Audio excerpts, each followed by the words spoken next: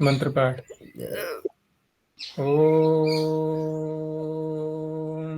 सहना भवतु सहनौ भुनक्तु सह वीर्यं करवावहै तेजस्विनावधीतमस्तु मा विद्विषावहै। ओम शांति शांति शांति। प्रथमावृत्ति की 223वीं कक्षा चलेगी। तीसरे अध्याय के दूसरे पाद का 61वां सूत्र। कोई प्रश्न हो तो पूछ लो, अभी नहीं आगे चलते हैं। आचार्य त्यदादिषु दृश्योनालोचने कञ्च, इसमें समानान्ययोश्चेति वक्तव्यम से सदृश बनाए थे, तो वहाँ ये एक स प्रत्यय भी लगता है क्या उसको? सदृश सदृश सदृश। हाँ, क्योंकि स प्रत्यय तो ऐसा है ना, प्रयोग के ऊपर निर्भर है। स प्रत्यय जिस वार्तिक से कहा गया है उसमें उपपद में क्या हो ये नहीं कहा गया, बस इतना कह दिया है कि दृश्य है ष्ठ वक्तव्य है, और सूत्र की ओर संकेत होता है वार्तिककार का। अब वार्तिककार का सूत्र की ओर संकेत होता है तो तेदादिशु पर जाएंगे फिर हम, ये तेदादि उपपद रहते हुए स प्रत्यय होता है। उधर समानान्ययोश्चेति वक्तव्यम, ये भी सूत्र की ओर संकेत कर रहा है कि आपने तेदादी जो पढ़े हुए हैं उसमें समान और अन्य को और जोड़ देना। तो अब हम दोनों वार्तिकों को इस तरह से जोड़ के देखेंगे तो तेदादी के अंतर्गत समान और अन्य भी आ गए। फिर तो जब समान और अन्य आ गए तो फिर स प्रत्यय भी आ जाएगा। जैसे हम सदृश और सदृश बना रहे हैं, तो क्या सदृक्ष ये भी कहीं प्रयोग है या नहीं है, ये उसके ऊपर निर्भर है। तो हो सकता है, कोई समस्या नहीं है, अगर कहीं ऐसा मिलता है शब्द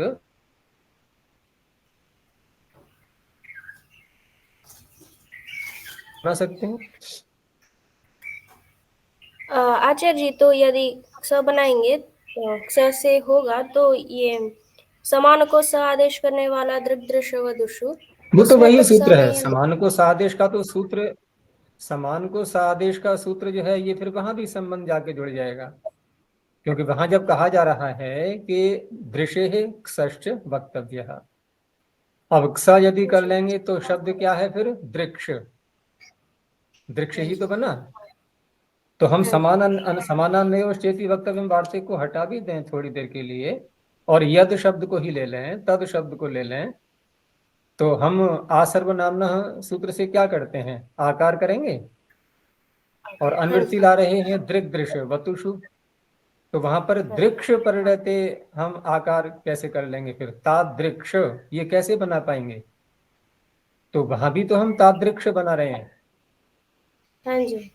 तो ऐसे ही ये जो दोनों वार्तिक हैं इनका संबंध दोनों नहीं बल्कि दृश्य है ष्ठ वक्तव्य है, इस वार्तिक का संबंध फिर वहां भी पहुंचेगा, क्योंकि दृश्य है ष्ठ सूत्र ने तेदादिशु दृश्य सूत्र में जो प्रत्यय दो कहे गए हैं उसमें अक्ष प्रत्यय और जोड़ दिया।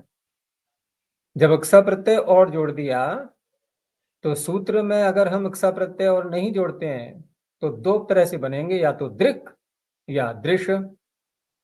अब वहां पर सूत्र में दृक् दृश्य वतुषु इन्हीं दोनों की अनुवृत्ति आ रही है, वतु तो अलग हो गया। तो फिर ये वार्तिककार का जो कथन है कि स प्रत्यय भी इसमें ले सकते हैं आप, तो ये निरर्थक हो जाएगा ना। तो इसको सार्थक बनाने के लिए हमें दृक् दृश्य वतुषु में भी दृक्ष को और जोड़ना होगा। अब वहां फिर अर्थ बन जाएगा आ सर्वनाम का, कि आकार आदेश हो जाता है सर्वनाम शब्दों को दृक् दृश्य दृक्ष और वतु प्रत्यय परिणते, वहां तक जाएगा इसका प्रभाव फिर, नहीं तो तादृक्ष बनेगा। हाँ।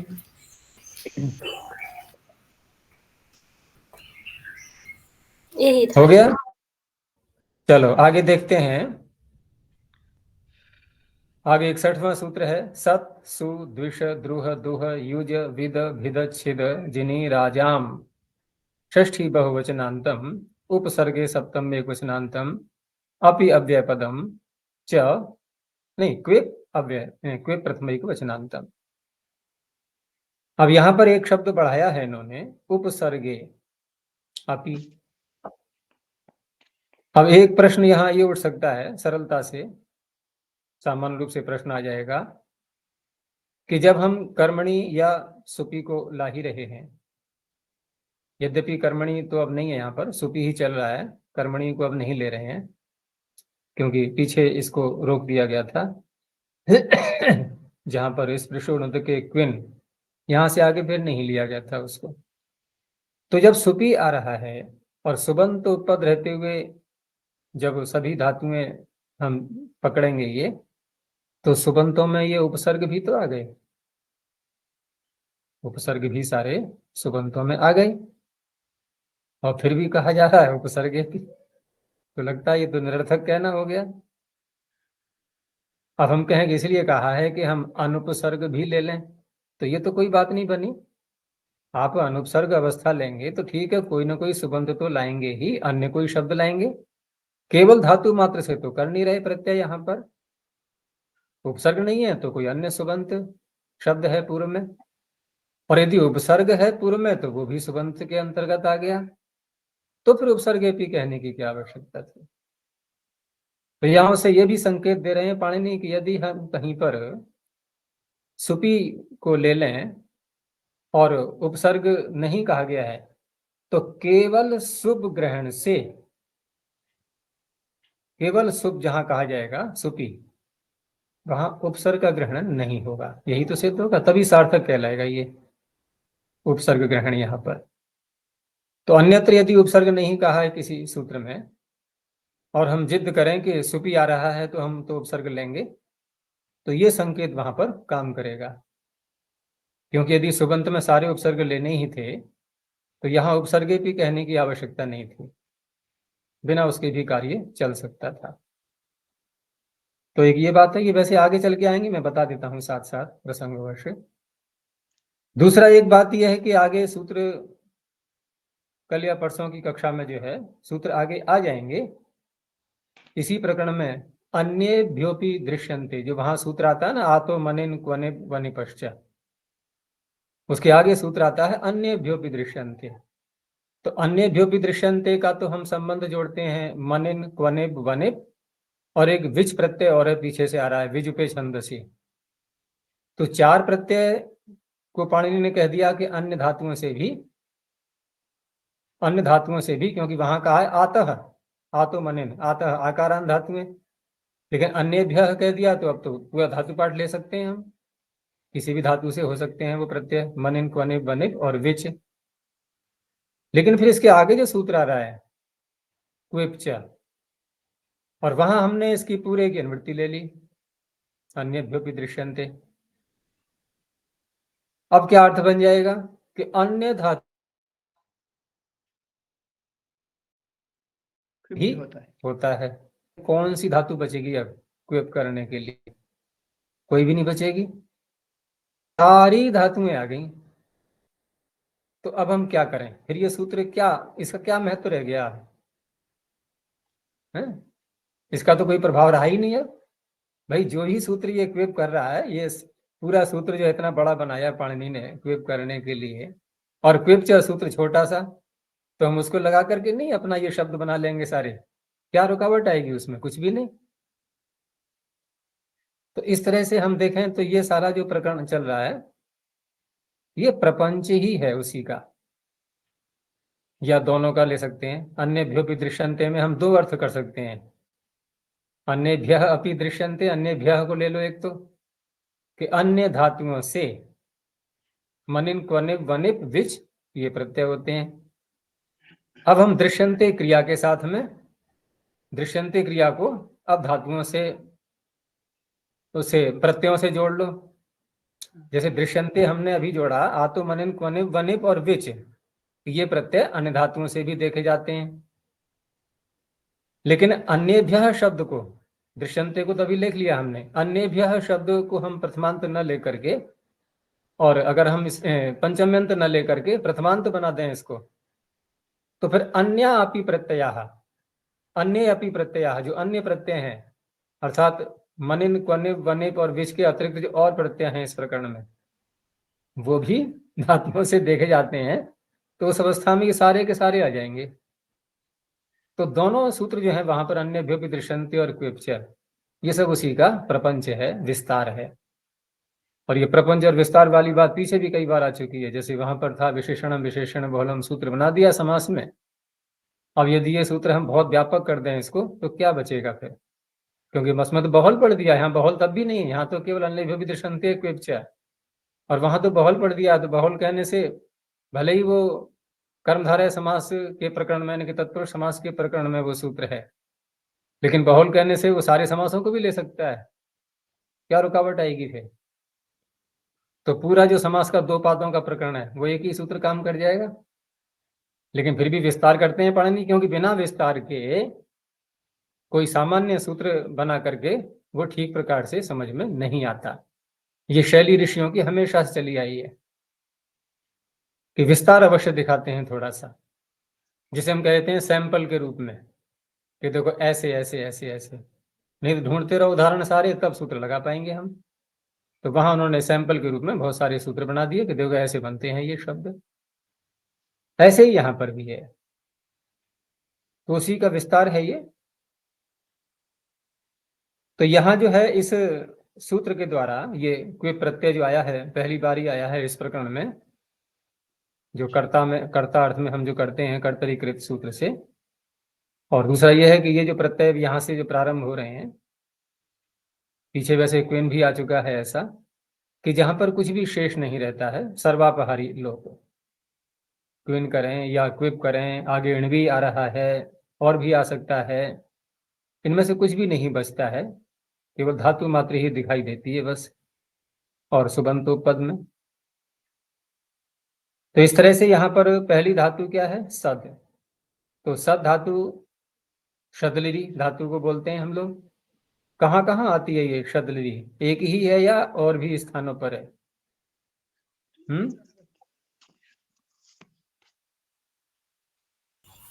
शदलिरी विशरण गत्यवसादनेषु,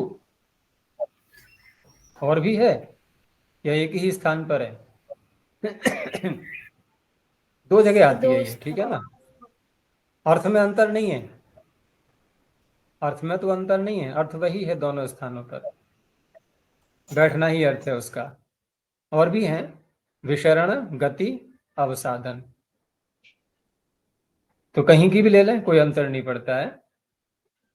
तो यहां पर उसका उदाहरण दिया है वेद्याम सीदति। वेदी में जो बैठता है, वेदी क्या तात्पर्य? वेदी के पास में, वेदी के अंदर नहीं बैठेगा। तो वेद्याम सीदति, तो वेदी ह्रस्व इकारांत शब्द है ये, उसी का है सप्तमी में वेद्याम। गंगायाम और शदलिरी है, गंगायाम घोषः जैसा उदाहरण लग रहा है। हाँ वैसे ही है। समीप होने पर भी सप्तमी कर देते हैं वहां पर हम, गंगायाम घोषः करके।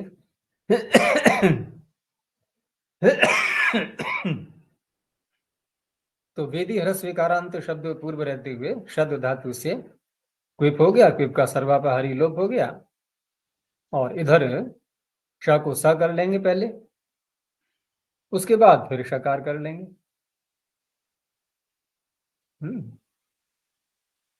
तो इस तरह से बन जाएगा वेदिशत।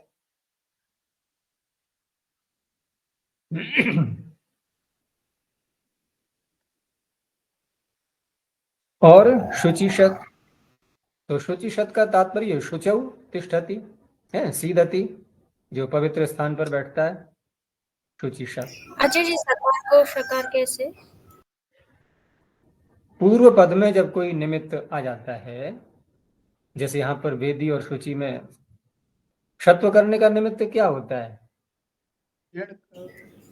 एंड को है? एंड और कवर, इण और कवर्ग। तो एक सूत्र आता है बहुत प्रसिद्ध है वो, सूत्र ही है पूर्व पदार्थ, बस इतना ही है सूत्र। अब पूर्व पदार्थ में पंचमी है, ऊपर से जो इण को आई जहा है 8वें अध्याय के तीसरे पाद में, दूसरे पाद में नहीं तीसरे में, जहां ये शब्दों का प्रकरण प्रारंभ होता है, ठीक है ना, वहां पर सूत्र आएगा पूर्व पदार्थ, दूसरे कॉलम में कहीं होगा ये। हाँ जी, तो ऊपर वहां पर स्रोतोस्टोमय से। हाँ, पूर्व पदार्थ स्वयं सनोते रहना। तो पूर्व पदस्थ निमित्त, पूर्व पदार्थ का अर्थ हो जाएगा पूर्व पदस्थ निमित्त, उससे उत्तर। तो पूर्व पदस्थ निमित्त यहाँ पर वेदी सूची में है ही, उससे उत्तर सकार को शकार हो गया।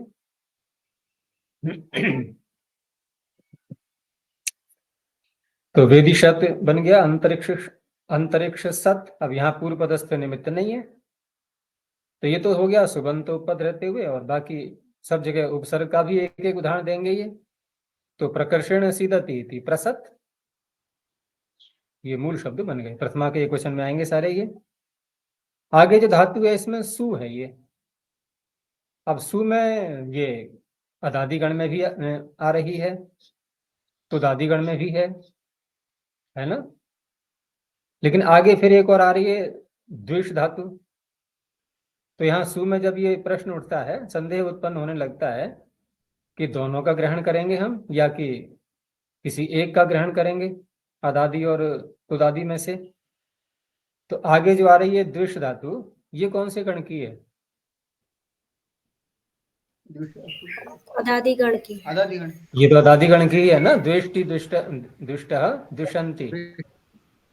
तो ये अदादिगण की है। ये अदादिगण के समीप में जो धातु आ रही है, तो संगति का प्रभाव पड़ना चाहिए नहीं थोड़ा बहुत? सूत्र में भी संगति का प्रभाव पड़ता है, भले ही वो चेतन नहीं है, कुछ तो प्रभाव पड़ेगा। तो अदादिगण की धातु समीप में है, तो फिर शु को भी अदादिगण वाला ही ले लिया, है ना। तो शूंग प्राणी गर्भ विमोचने। अच्छा, अंतर क्या है दोनों धातुओं के अर्थों में? चेक करके देखो। जैसे हमने अदादि की बोली तो शूंग प्राणी गर्भ विमोचने, और दूसरी जो तुदादिगण की है उसमें क्या दिया है अर्थ है? अभिष्ट नहीं, दीर्घ उकारांत वाली लेनी है। वो तो श्वें अभिषव्य है, वो तो स्वादि की है, सुनोती दीर्घ उकार वाली। ये तो है शूंग प्राणी गर्भ विमोचने, और दूसरी की है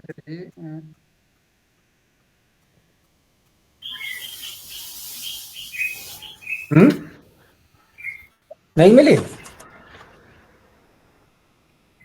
तो दादी में देखो,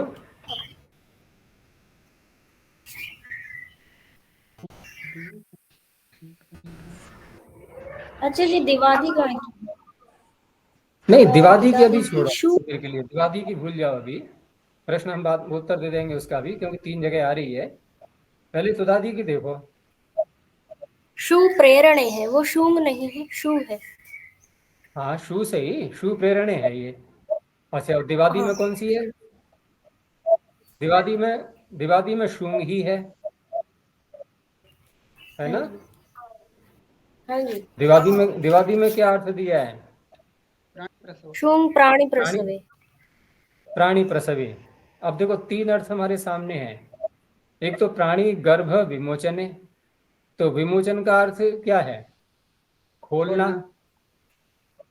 भाई प्राणी गर्भ विमोचने, प्राणी के गर्भ का विमोचन करना, खोलना। तो यहां तो हो गया अर्थ उत्पन्न करना, उत्पन्न करना। और दिवादी की ले लो, शूंग प्राणी प्रसवे, है ना।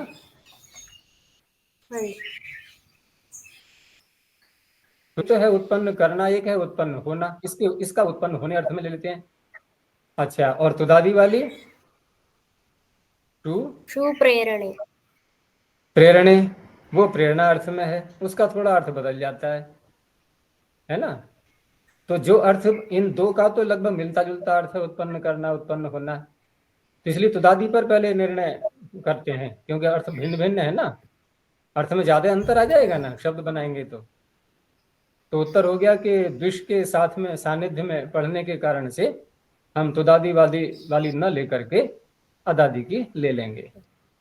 अब कोई शंका उठाए कि फिर दिवादी की भी तो ले सकते हैं, तो दिवादी की भी वही उत्तर आएगा कि द्विष के कारण से, द्विष पास में पड़ी हुई है तो अदादी पर ही जाएगा ध्यान, उसी का लेना है हमें, अन्य किसी गण की नहीं लेनी है।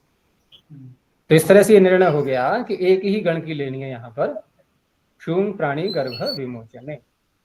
अब व्युत्पत्ति करके देख लो कि वत्सम सूते, तो वत्स को उत्पन्न करती है या उत्पन्न होता है, करना अर्थ हो गया नहीं? करती है। हाँ, हाँ तो वत्स सु गौ, गौ का हो गया विशेषण, ये वत्स को उत्पन्न करने वाली।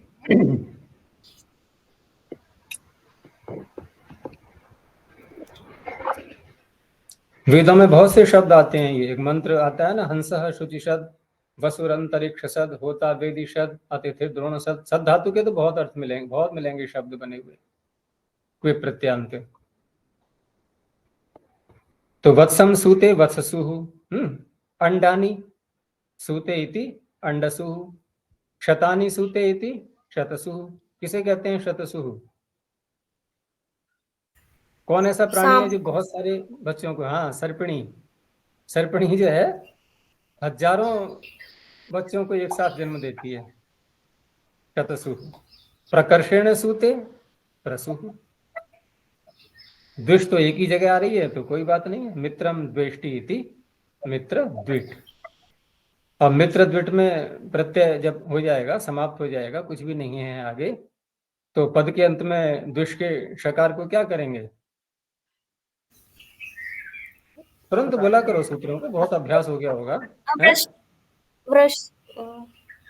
कहाँ पहुंच गए? वृक्ष झलाम विषुंते, तो झलाम विषुंते से हम जष्ट करके शकार को, हाँ डकार करके, तो मित्र द्विट, प्रकर्षेण द्वेष्टि प्रद्विट।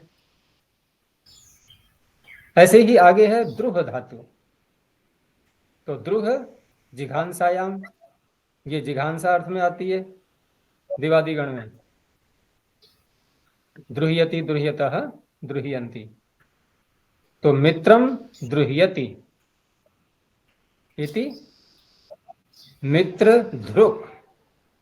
अब यहाँ पर द्रोह धातु है ये, तो वैसे तो सामान्य सूत्र होढ़ बना दिया पाणिनि ने कि हकार यदि पद के अंत में आता है झल पर रहते तो उसको ढकार कर लेना, लेकिन फिर आगे दो सूत्र उसके अपवाद के रूप में क्या है, उसके होढ़ के आगे दादेर धातु, अगर धातु दकार आदि है तो उस अवस्था में घकार हो जाएगा। अब ये भी सूत्र जो है अधिक व्यापक होने लगा, यानी कि अति व्याप्ति होने लगी। उस अति व्याप्ति को रोकने के लिए फिर एक सूत्र और बनाया पाणिनि ने कि वा द्रुह दुह मुह स्नेहा। अब इसमें पीछे की अति व्याप्ति को रोकने के लिए कौन कौन सी धातुएं पड़ी हैं? द्रुह मुह स्नुह स्नेह, 4। नहीं, गलत। फिर देखो दोबारा, पीछे की सूत्र की अतिव्याप्ति कहाँ होगी? स्नुह में हो जाएगी क्या? नहीं, द्रुह में हो जाएगी क्या?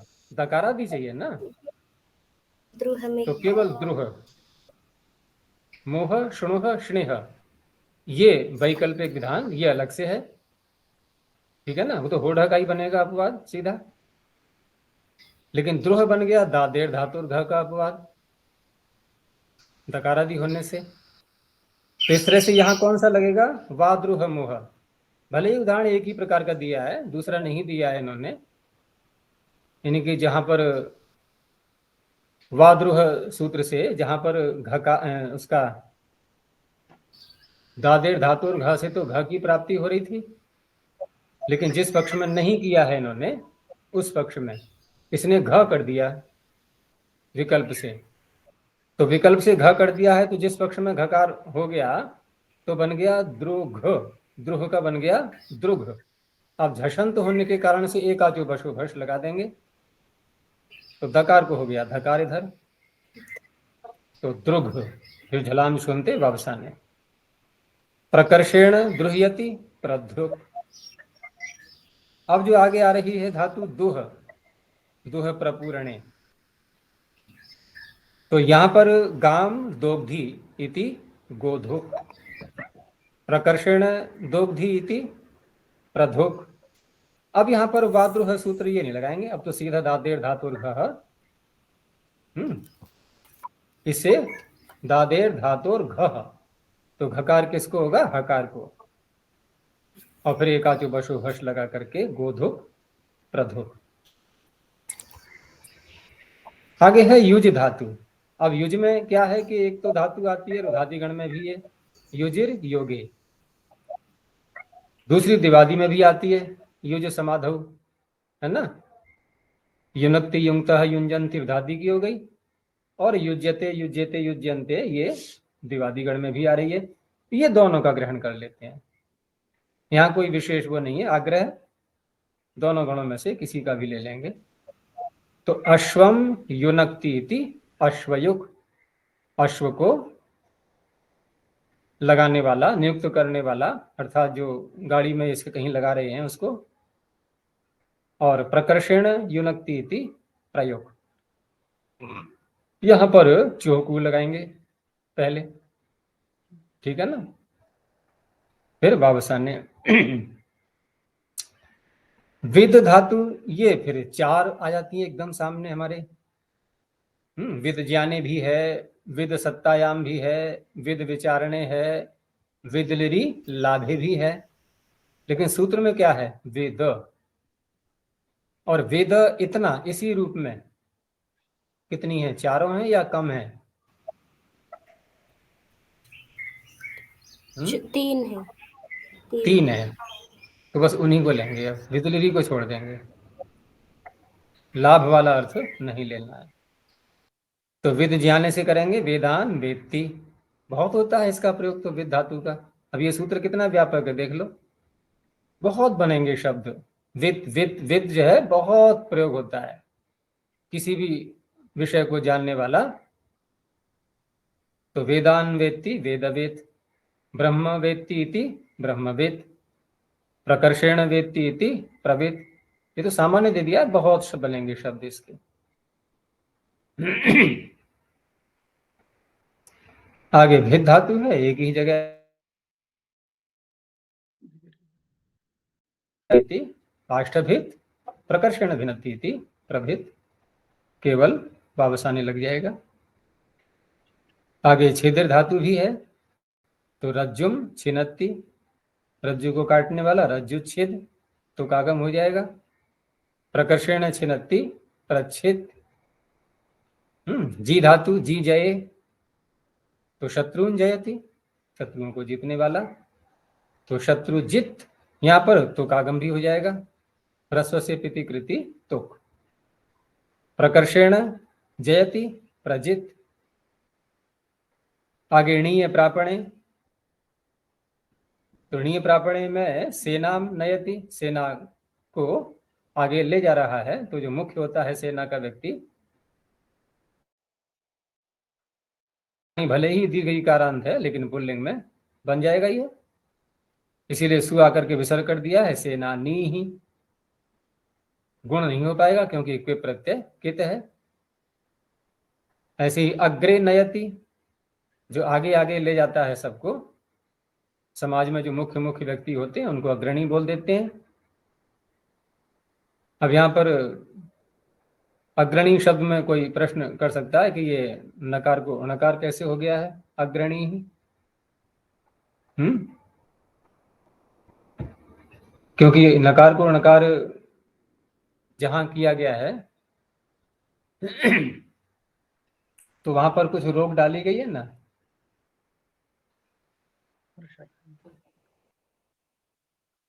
पूर्व पदार्थ संज्ञायाम, संज्ञा होती है तो होता है। अब ये तो यौगिक शब्द है, सेनानी अग्रणी, लेकिन पाणिनि एक स्थान पर एक सूत्र में ऐसा पढ़ रहे हैं जिससे कुछ संकेत मिलता है। एक सूत्र सुना है, स एषाम ग्रामणी ही, स हाँ एषाम जी सर शामिल ग्रामणी ही। तो ग्रामणी भी तो यौगिक शब्द है। ग्रामम नयति इति ग्रामणी, गांव का नेता मुखिया व्यक्ति। हाँ जी तो ग्रामणी में जब हम णत्व कर सकते हैं, पाणिनि मतलब णत्व करके पढ़ सकते हैं, तो उसे संकेत दे रहे हैं कि नी धातु ऐसे आ रही है यदि कहीं पर, और पूर्व पद में निमित्त यदि मिल रहा है, कौन सा निमित्त होता है नकार को नकार करने का?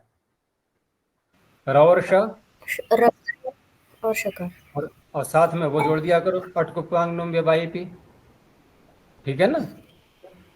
तो यहाँ पर अग्र में और ग्राम में निमित्त मिल रहा है हमें रेफ, और जो व्यवधान है वो अटकुपांग नुम व्यवायिपी इसी के अंतर्गत है। तो इस तरह से सहिषाम ग्रामणी सूत्र में ग्रामणी पढ़ने के कारण से संज्ञा से भिन्न यानी कि यौगिक शब्दों में भी नकार को नकार हो जाता है। तो अग्रणी ग्रामणी ही ये बना लेंगे। प्रकर्षण नयति इति प्रणि, यहाँ प्र में भी रेफ आ गया। अंत में धातु है राज, तो राजरी दीप्तौ, तो विश्वस्मिन राजते, विश्वराट परमात्मा को बोलते हैं। तो यहाँ पर राजरी, राज का क्या करेंगे यहाँ विश्वराट में?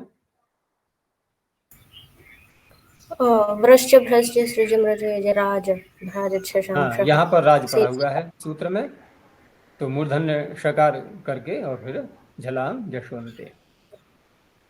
विराट विशेषण राजते, बहुत प्रसिद्ध शब्द है विराट। और सम्यक राजते इति सम्राट। अब यहाँ सम्राट में ये तो अनुस्वार होना चाहिए, क्योंकि हल परे आ रहा है, हली सर्वेशम। सभी आचार्य कहते हैं भाई अनुस्वार करो यहाँ पर, लेकिन हमने सभी का उल्लंघन कर दिया। हम मकार बोल रहे हैं, तो क्या करें फिर अब? कोई है हल इसका? नहीं। मोराजी समक्को राजी समह क्वौ, हमने क्विप प्रत्यय किया है, सम उपसर्ग लिया है, राज धातु है, तो पाणिनि कह रहे हैं कोई बात नहीं, यहाँ छूट है, मकार बोल सकते हो। तो मोराजी समह क्वौ, सम्राट। तो इस तरह से ये सूत्र बहुत व्यापक है, और वैसे देखें तो ये क्विपच सूत्र का ही एक प्रपंच बन जाता है। तो क्विप प्रत्यांत शब्द तो बहुत ही मिलेंगे व्यवहार में, अनंत शब्दों की भरमार है। तो वहां यदि कोई सूत्र नहीं है, सामान्य रूप से प्रत्यक्ष में नहीं पढ़ा है पाणिनि ने, तो क्विपच सूत्र को लगाते हैं। ध्यान रखना, क्विपच का व्यवहार बहुत होता है, क्विप प्रत्यांत ऐसे करके। कर्ता में एक और भी स्थिति होती है, भाव में भी क्विप प्रत्यय हो जाता है। बहुत से ऐसे शब्द मिलेंगे जो क्विप प्रत्यांत होकर के भाववाचक बन रहे होते हैं, ये कर्ता में बन रहे हैं सब। जहां भाव बनते हैं वहां धातु मात्र से ही कर देते हैं फिर, ठीक है ना। यहां तो कोई ना कोई सुबंत भी चाहिए प्रारंभ में।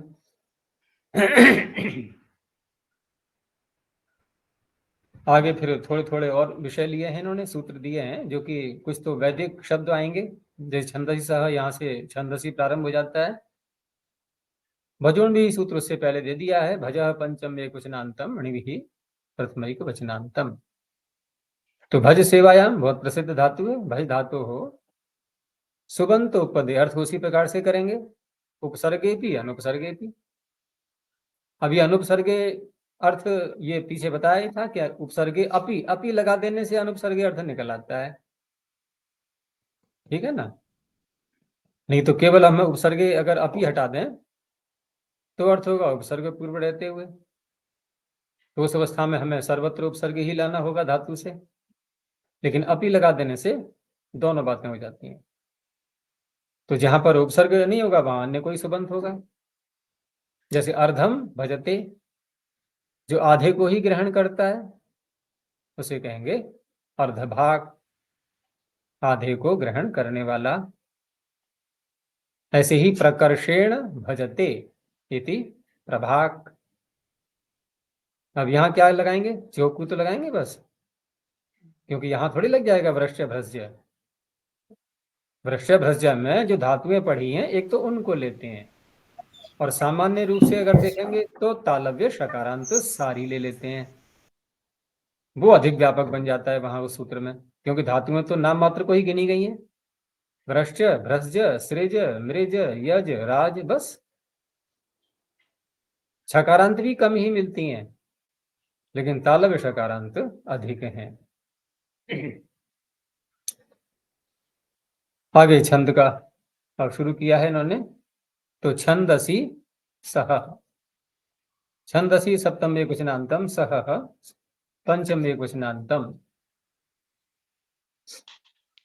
छंदसी विषये सहेर धातु हो सुबंतोपदे उपसर्गेप्यनुपसर्गेपि ऋण्वी प्रत्ययो भवति। तो यहां भी ऋण्वी प्रत्यय हो जाएगा, और ये सब सर्वापहारी प्रत्यय ही चल रहे हैं। जैसे पीछे भी ऋण्वी प्रत्यय किया था तो वृद्धि अतोबधाय से कर दी थी, यहां भी कर लेंगे। तो शह मर्षणे धातु का प्रयोग करेंगे। शब्द है ये वैदिक ऋग्वेद के मंत्र का अंश है तुराशाट। तो तुराशाट में तुर शब्द है, तुर धातु भी है एक, तुर त्वरणे, उसी से बनता है तुर शब्द। तो तुर शब्द का अर्थ क्या होता है, शीघ्र, जो शीघ्र सहन कर लेता है। वैसे हम यहाँ पर अर्थ वैसे करेंगे नहीं, क्योंकि ये वैदिक शब्द है, मंत्र में क्या अर्थ निकलेगा वो तो वहीं सारा स्पष्ट होता है। तो यहाँ पर तुर शब्द पूर्व रहते हुए और सह धातु से, तो विग्रह कैसे कर लेंगे, हम क्रिया का विशेषण बना सकते हैं तुर शब्द को। तो तुरम सहते। अब यहाँ पर तुर शब्द वैसे तो ह्रस्वकारांत ही है, लेकिन वेद में इसको दीर्घ करने का भी एक सूत्र दे दिया है पाणिनि ने, जो कि अलग उत्तर पदे वाले प्रकरण में उत्तर पदे के अधिकार में आता है। तो वहां पर बहुत सारे सूत्र अलग अलग पढ़े गए हैं, साथ में एक सूत्र जो है बचे कुछ सारे शब्दों को लेने के लिए अन्येषाम अपि दृश्यते। कितना सरल हो जाता है कहना फिर ये। अब कोई पाणिनि पे आरोप नहीं लगा पाएगा, आपने सब कुछ तो लिया ही नहीं, बहुत से रह गए। अरे वो कहेंगे कहाँ रह गए, देखो ना मैंने अन्येषाम कह तो दिया भाई, खुला रास्ता दे दिया तुम्हारे लिए, अब मेरे पे क्यों आरोप लगा रहे हो। तो बहुत सारे शब्द इस सूत्र से सिद्ध हो जाते हैं। अन्येषाम अपि दृश्यते, कहीं सूत्र नहीं मिल रहा है और दीर्घ दिखाई दे रहा है तो ठीक है, इसको लगा लो। तो तुरा और सह धातु को हम वृद्धि करके साह बनाते हैं, और फिर यहाँ पर होढ़ ही तो लगाएंगे पद के अंत में। होढ़ से ढकार कर लिया, और ढकार को फिर ढकार भी कर सकते हैं, जलाम जिशोनते। अब ये जो साड जो आ गया हमारे सामने, तो केवल इसी के लिए एक सूत्र बनाया है पाणिनि ने, फिर सहे साढ़ सह। और इसी सूत्र में जो सह शब्द है ना, ये यही छाया हुआ है आगे पूरे प्रकरण में। जो हम जो शत्व प्रकरण बार बार जो बोलते हैं, उस शत्व प्रकरण में क्या करते हैं, मूर्धन्य शकार करते हैं। किसको, दंत्य को। वो दंत्य शकार कहाँ से प्रारंभ होता है, यहीं से प्रारंभ होता है ये, क्योंकि आगे तो फिर इनको आ गया ना है। प्राय करके हम सूत्र लगाते हैं आदेश प्रत्यय हो, ये आदेश प्रत्यय से मूर्धन्य हो गया। अब किसी से पूछ बैठोगे आदेश प्रत्ययों में ये सकार को शकार करता है, ये सकार कहाँ से आ रहा है, तो इस सूत्र पर ध्यान कम ही जाएगा, है छिपा बैठा हुआ है, ये यहीं से जाता है सह। तो सह में कौन सी व्यक्ति माने फिर हम, षष्ठी। षष्ठी का एक वचन। और ये पूरे सूत्र में ऐसा ही है, साढ़ में भी षष्ठी, सहे में भी षष्ठी और सह में भी। इन सह धातु का जब साढ़ रूप बन जाता है उसके सकार के स्थान में, अब क्या बोले आगे, मूर्धन्य हो जाए। ये कहाँ से लाएंगे? अपदान्तस्य। अब इसी के ऊपर बैठा हुआ है अपदान्तस्य मूर्धन्यः। और ये सूत्र एक और भी संकेत दे रहा है, क्योंकि पदस्य का अधिकार बहुत बड़ा है 8वें अध्याय में। पहले ही पाद से प्रारंभ हो जाता है, लेकिन अपदान्तस्य मूर्धन्य बोलता है कि बस तुम्हारी सीमा यहीं तक थी। तो पदस्य का अधिकार यहीं आके समाप्त होता है। अब जो आगे का सारा प्रकरण है वो अपदांत का चलता है फिर, क्योंकि शब्द हम जहां भी करते हैं क्या पद के अंत में करते हैं? कहीं नहीं, सब अपदांत में ही होता है। तो अपदांत से मूर्धन्य, वहां से मूर्धन्य आ गया। तो इसने साढ़ रूप बनने के बाद ही करता है, ये भी ध्यान रखना। ये सूत्र सकार को शकार जब साढ़ बन जाता है तभी करेगा, अन्यत्र नहीं करेगा ये। तो तुराशाठ बहुत से शब्द हैं, ये तो के लिए एक उदाहरण दे दिया है, वेद में बहुत जगह लगता है ये छंदसी सह। आगे और बढ़ा दिया एक धातु को वहश्च। अब कोई कह सकता है कि दोनों धातुएं एक सूत्र में नहीं कह सकते थे क्या? छंदसी छंदसी सह वहाभ्याम या सह वहो ठीक बोल सकते हैं, लेकिन इसको आगे भी ले जाना है वह को, है ना। एक योग निर्दिष्टा नाम सहवा प्रवृत्ति ही सहवा निवृत्ति ही। एक सूत्र में यदि कोई पद कहा गया है तो पद में कहे सारे शब्द या तो साथ साथ चलेंगे, मैत्री कर लेते हैं ना आपस में वो, कि हटाना है तो सबको रोको, नहीं तो सभी आएंगे एक साथ। तो पाणिनि कहते हैं ठीक है, हम अलग अलग पढ़ देते हैं फिर। तो वहष्ठ को अलग ले लिया, वह पंचम एक स्नातम च व्यपदम। तो छंदसी सुबंत उपपदे वह धातु हो णवी प्रत्ययो भवति। तो यहां पर भी पृष्ठ शब्द दिया हुआ है इन्होंने, तो अर्थ पर यहां ज्यादा विचार नहीं करेंगे, क्या पता क्या अर्थ किस तरह से लिया गया है ये। तो पृष्ठ शब्द पूर्व रहते हुए वह धातु से ऋणवी प्रत्यय कर दिया गया है। विग्रह कर दिया कि पृष्ठम वहति पृष्ठवाट, द्वितीयम वहति द्वितीयवाट। तो पृष्ठ और द्वितीय शब्द पूर्व रहते हुए वह धातु से वह को वृद्धि करके वाह बन जाएगा, और होढ़ लगाना ही है, फिर झलाम जिसवंते, इस तरह से बन जाएंगे ये पृष्ठवाट द्वितीयवाट। अब एक प्रत्यय इसमें और भी जोड़ना था वह धातु के साथ में, इसीलिए फिर इसकी अनुवृत्ति आगे ले जानी थी। तो उसके लिए सूत्र बनाया कि कव्य पुरुष पुरुषेषु ञुट। तो कव्य पुरुष पुरुषेषु सप्तमी बहुवचनांतम, ञुट प्रथम वचनांतम। 3 शब्द लिए हैं इसमें, गिने चुने शब्द हैं ये। तो कव्य पुरुष पुरुष्य इत्येतेषु सुबंतेषु पदेषु छंदसी विषय वह धातुर ञुट प्रत्ययो भवति। अब ञुट का यू बचेगा, यू को अन हो जाएगा, ञित होने से वृद्धि होनी ही है, और टित होने से यदि कहीं पर स्त्रीलिंग मिलता है तो वो ही बन जाएगा। तो शब्द तो कोई बात नहीं, वह से तो वाहन बन जाएगा, वृद्धि आदि करके यू को अन करके, और ये शब्द जोड़ते जाओ। तो कव्यम वहति कव्य वाहन, पुरुषम वहति पुरुष वाहन, पुरुष्यम वहति इति पुरुष्य वाहन। अब क्या क्या अर्थ हैं ये तो सारे मंत्रों में ही स्पष्ट रूप से वहीं खुलेंगे ये।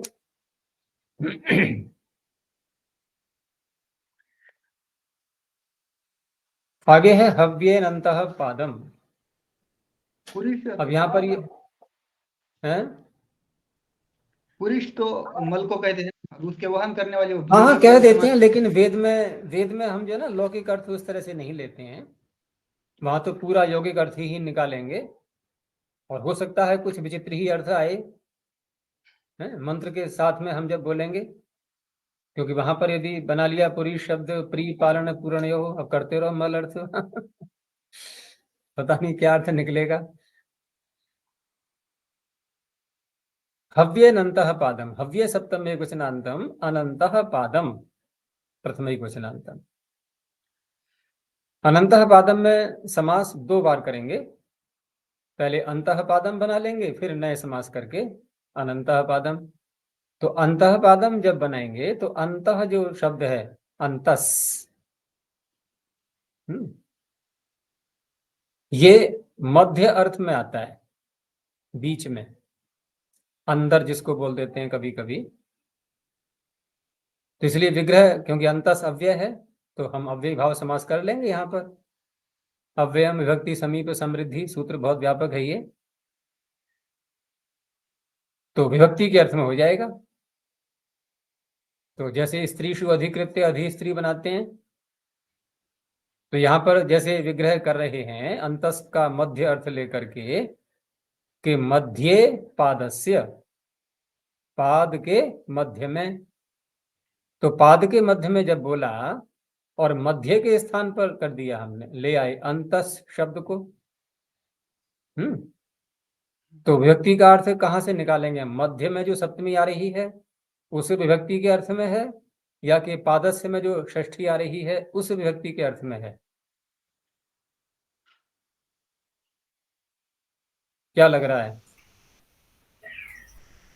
हमें अधिस्त्री शब्द को देख करके पता लग सकता है, स्त्रीषु अधिकृत्य। तो हम यूं भी कह सकते हैं कि जो अव्यय आ रहा है समास में, ठीक है ना, अव्यय आया मध्य अर्थ में, तो उस अर्थ उस व्यक्ति को नहीं लेना है हमें। जैसे अधिस्त्री में स्त्री शब्द का प्रयोग कर रहे हैं और विग्रह में भी आया स्त्री शब्द, तो विग्रह में स्त्री में सप्तमी आ रही थी तो सप्तमी के अर्थ में बना लिया हमने। यहां पर भी अंतः पादम में पाद शब्द आ रहा है समास में और विग्रह में भी आ रहा है पाद शब्द। तो पाद में जो व्यक्ति है पादस्य, तो षष्ठी के अर्थ में है, षष्ठी व्यक्ति के अर्थ में। अब षष्ठी व्यक्ति के अर्थ को ले लिया अंतस अव्यय ने। अब क्या अर्थ बनेगा? पाद के अंदर, पाद के मध्य में। और जो पाद के मध्य में नहीं हो तो अनंतः पादम हो गया। तो अब सीधा सा अर्थ यह है कि जो सूत्र यहाँ जो जल लगेगा ये वहीं लग पाएगा जहां पर के पाद के मध्य में वो वाक्य वो शब्द नहीं आना चाहिए, पाद के अंत में आ सकता है। और पाद से तात्पर्य यहाँ पर जो मंत्रों में पाद होते हैं, ऋचाओं में 3 पाद 4 पाद, जैसे गायत्री में 3 पाद होते हैं। तो हव्य शब्द पदे छंदसी विषय वह धातुर युट प्रत्यय होती अनंतः पादम। अनंतः पादम वर्तमानात्, अर्थात पाद के मध्य में जो नहीं है ऐसा हव्य शब्द उत्पूर्व पद में रहते हुए और वह धातु से युट करेंगे। तो देख लो ऋग्वेद का जो अंश आ रहा है मंत्र का कि दूतश्च हव्य वाहन। अब यहाँ पर हव्य वाहना ये अंत में आ रहा है पाद के, तो हव्य शब्द पूर्व रहते हुए वह धातु से युट प्रत्यय हो गया। अगर कहीं पर मध्य में आएगा तो फिर ऊपर का ही सूत्र लगाएंगे वहश्च, उससे एण्वी प्रत्यय करेंगे। आगे आगे एक और प्रत्यय आ गया, देखो ये भी सर्वापहारी प्रत्यय है, सर्वापहारी लोप वाला। जन सन खन क्रम गमो विट। जन सन खन क्रम गमः पंचम एक वचनांतम, विट प्रथम एक वचनांतम। इसमें 5 धातुएं ली हैं इन्होंने, और 5 में एक समानता भी दिखाई दे रही होगी तुम लोगों को कि सभी में अनुनासिक अंत में आ रहा है। जन सन खन क्रम गम। तो जन सन खन क्रम गम इत्येतेभ्यो धातुभ्यः छंदसी विषय, छंदसी यहां भी ले लेंगे, सुबंत उपपदे विट प्रत्ययो भवति। अब ये जन धातु भी हम देखते हैं कि एक तो ये ज्योत्यादि गण में भी आती है, जन जनने है वहां पर अर्थ उसका, ज्योत्यादि गण वाली का। दिवादी में भी आती है, वहां पर प्रादुर्भाव अर्थ है, दोनों ले सकते हैं। ऐसे ही सन धातु भी 2 स्थानों पर है, एक तो शणु दाने देने अर्थ में ये तनादि गण में आ रही है। तनादि करें भ्यऊ सनोति सनुतः ऐसे करके रूप चलते हैं। और एक भुआदि गण में भी है क्षण संभक्तौ, वहां पर दो हैं साथ में, वन क्षण संभक्तौ। और मैंने पीछे ही बताया था कि वन और क्षण ये दो धातुएं हैं जो साथ वाली जोड़ा, ये वेद के मंत्रों में इनसे बने बहुत शब्द मिलते हैं, वन और क्षण। तो ये भी दोनों का ग्रहण हो जाएगा सन में। बाकी खन क्रम क्रम तो एक एक ही है ये। तो यहाँ विट प्रत्यय करेंगे तो विट में कोई ऐसा तो कार्य नहीं है जो प्रत्यय को मान करके होगा, क्योंकि प्रत्यय में तो कुछ बचेगा ही नहीं, न कोई ऐसा अनुबंध है जो कुछ करेगा, प्रभाव धातु पर डालेगा। लेकिन इतना है कि हम जब ये प्रत्यय करेंगे तो ये जो 5 धातुएं हैं, तो इन्हीं के लिए एक सूत्र पाणिनि ने और बनाया है, विड वनो हो, उसमें वन और जोड़ दिया गया है साथ में, कि विड और वन प्रत्यय जब आगे हो तो अनुनासिकस्य आत्, विड्वनो अनुनासिकस्यात्। अनुनासिक अंत में है यदि किसी धातु के तो उसको आकार कर लेना, तो ये कार्य हो गया बस विट करने से। अब इन सब धातुओं में देखोगे सब आकारांत दिखाई देंगे, शब्द बने हुए शब्द सारे ये। सब में जो है जन सन खन में नकार को आकार हो गया, क्रम और गम में मकार को आकार हो जाएगा। तो जैसे जन धातु से किया गया तो जलों में जो उत्पन्न होता है अपसु जायते, तो क्या बोलेंगे उसको, अब जा।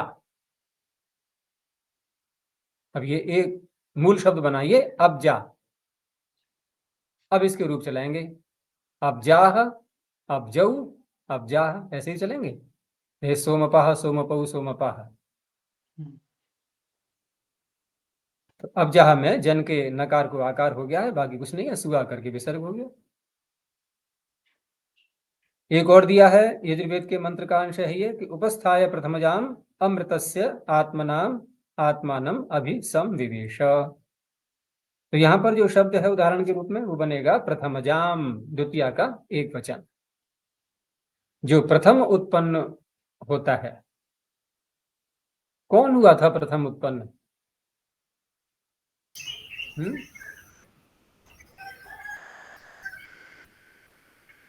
एक अन्य मंत्र में भी आता है, ये जो वेदवाणी है ना, जो ज्ञान का जो विस्तार हुआ है मनुष्यों में, तो सबसे पहले वेदवाणी उत्पन्न हुई, ज्ञान यहां से प्रारंभ हुआ, ज्ञान की किरण यहां से निकली और वहां से फिर विस्तृत होते होते चली आ रही है परंपरा से।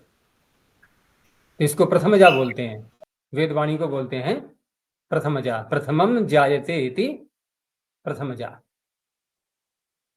क्रिया का विशेषण बन जाएगा ये प्रथम, जो पूर्व सबसे पहले उत्पन्न होती है।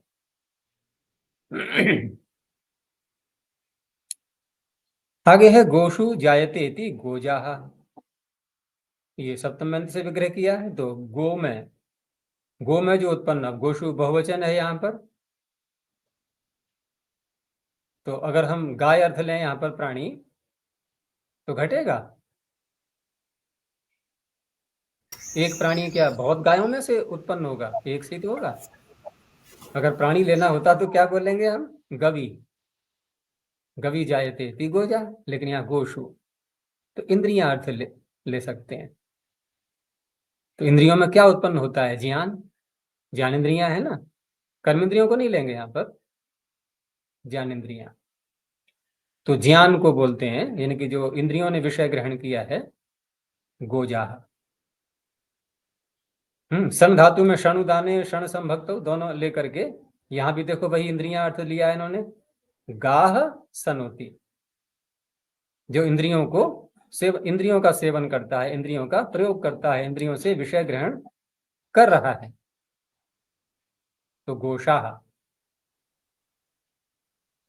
तो गोशाह में यहां पर क्षण संभक्त वाला ले सकते हैं, इन्होंने वैसे विग्रह सनोति किया है तो तनादि गण वाली लेकर के, तो उस अवस्था में अगर दान भी अर्थ लेंगे तो इंद्रियों को जो देता है, सनोति। अब यहां पर गाह में फिर मानेंगे द्वितीया, इंद्रियों को जो देता है। तो इंद्रियों को विषय किसने दिए हैं? परमात्मा ने। तो परमात्मा को कह सकते हैं गोशाह। सारे विषय इंद्रियों के लिए परमात्मा ने दिए।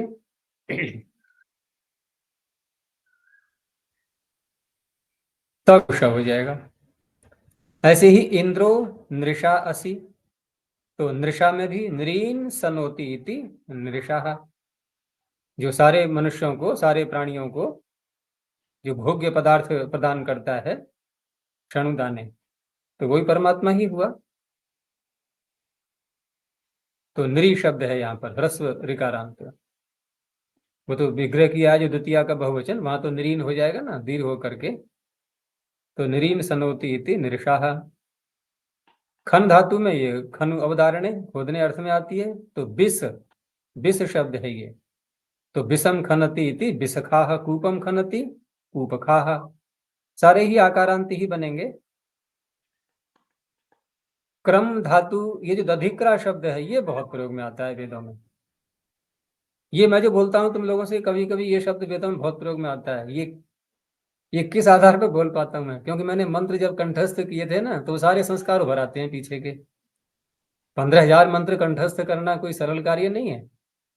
अब इतने सारे मंत्र कंठस्थ किए हैं तो ये तो पता लग ही जाता है कि कौन सा ऐसा शब्द है जो बहुत बार आया है मंत्रों में। तो दधिक्राह खूब आता है। तो दधिक्राह क्रम धातु से बनेगा यहाँ पर, लेकिन अर्थ इसके अलग अलग प्रकार के होते हैं। कोई ऐसा हम एक यौगिक अर्थ यहाँ नहीं ले पाएंगे, ऐसे बहुत सारे मंत्रों में है ये। आगे गम धातु से बनाएंगे तो अग्रे गच्छति इति अग्रे का, ये तो एक सामान्य शब्द है, ये बन जाएगा। तो ये भी सूत्र हो गया, जन सन खन क्रम गमो विट। अब इसी विट प्रत्यय को और आगे ले गए, तो आगे सूत्र आ गया अदह अनन्य अदोनन्य, अदह पंचमे क्वचनांतम अनन्य सप्तमे क्वचनांतम। अब क्योंकि छंदसी का प्रकरण चल रहा था तो उसको यही रोक दिया है छंदसी को। आगे एक सामान्य व्यवहार में भी ये शब्द प्रयोग में आ जाते हैं। तो अद धातु हो, अनन्य जो कहा है इसका अर्थ है कि सुबंत जो पद में आएंगे उसमें अन्न को मत लाना। तो अन्न भिन्ने सुबंतो पदे विट प्रत्ययो भवति। तो जो आम को खाता है वो आमात, आमम अत्ति आमात। आम क्या है ये?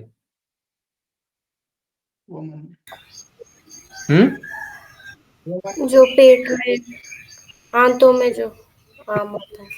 हाँ, ऐसा ही लगा था मुझे, यही उत्तर आएगा। अच्छा, अगर पेड़ पे जो लगता है वो आम है तो आमाशय का अर्थ क्या हुआ? जहाँ आम बहुत रहते हैं, पेड़ के लगे हुए हैं।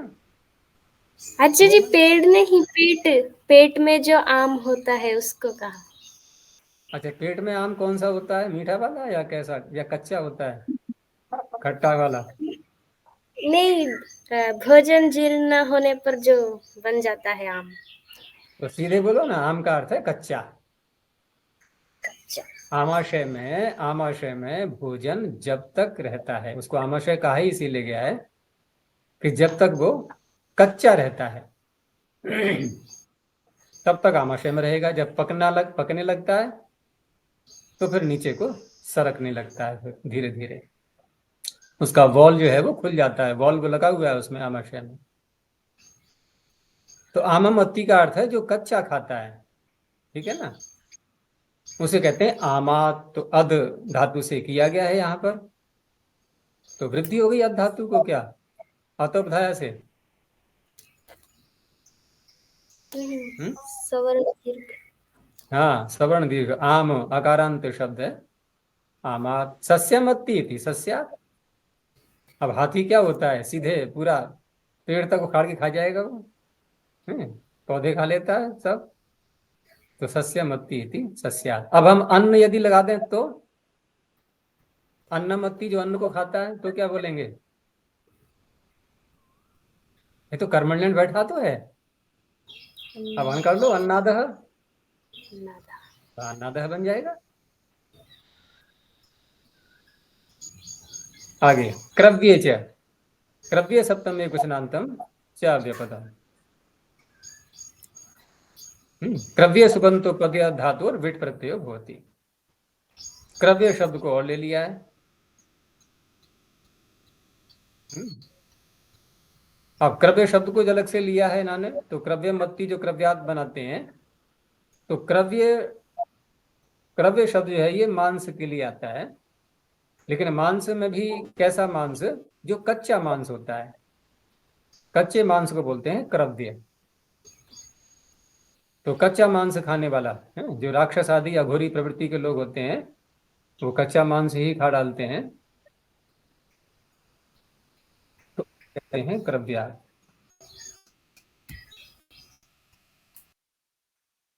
ठीक है ना, तो क्रव्य मत्ती इति क्रव्यात, यहां पर भी विट प्रत्यय हो गया। आगे विट प्रत्यय बस यहीं तक है, अब प्रत्यय बदल रहा है, बस यहीं तक रखते हैं। प्रणव ध्वनि ओ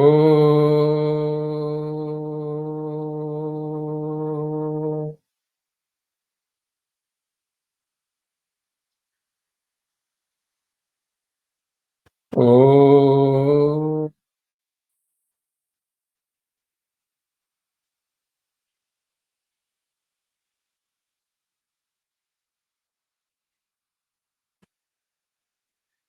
ओ